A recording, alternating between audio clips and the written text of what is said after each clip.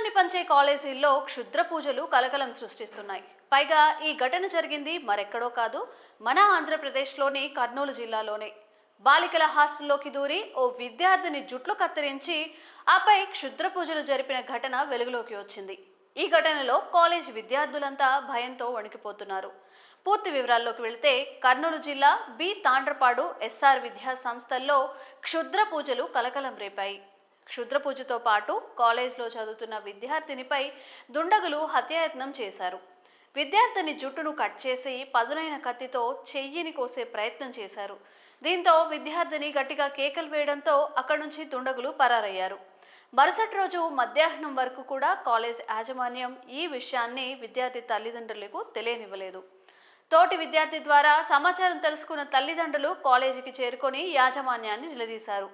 అయితే కాలేజ్ యాజమాన్య నిర్లక్ష్యాన్ని ప్రశ్నిస్తూ ఎస్ఎఫ్ఐ విద్యార్థి సంఘం, మహిళా సంఘాల నాయకులు కళాశాల ఎదుట ఆందోళన చేపట్టారు.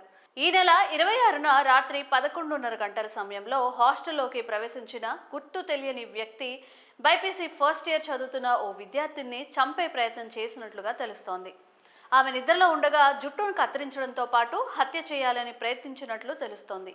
ఈ క్రమంలో నిద్రలేచిన విద్యార్థిని దుండగుణ్ణి చూసి గట్టిగా కేకలు వేసింది. దీంతో అతను పరారయ్యాడు. ఆ తర్వాత గదిలో చూడగా బెడ్ పై కిల్ యూ అనే లెటర్, పదునైన కత్తి, 2 ముక్కలు చేసిన నిమ్మకాయ ఉండడంతో క్షుద్ర పూజలు చేసినట్లుగా అనుమానిస్తున్నారు. అయితే అందులో 7 విద్యార్థులు ఉండగా బాగా చదవడంతో పాటు తరగతిలో ఫస్ట్ వస్తున్న విద్యార్థినే టార్గెట్ చేసినట్టుగా తెలుస్తోంది. దీంతో మిగిలిన విద్యార్థులకు చెందిన బంధువులే ఆమెను టార్గెట్ చేసి ఉంటారనే ప్రచారం కూడా కొనసాగుతోంది. గతంలో కూడా ఒక అమ్మాయిపై ఇలాగే క్షుద్ర పూజలు జరిగాయని, అప్పట్లో ఆమె కళ్ళు తిరిగి పడిపోయిందని విద్యార్థులు చెప్తున్నారు. అయితే మళ్ళీ క్షుద్ర పూజలు జరగడంతో విద్యార్థులను భయాందోళనకు గురవుతున్నారు. మరి ఈ ఘటనపై మీ అభిప్రాయాలను కామెంట్స్ రూపంలో తెలియజేయండి.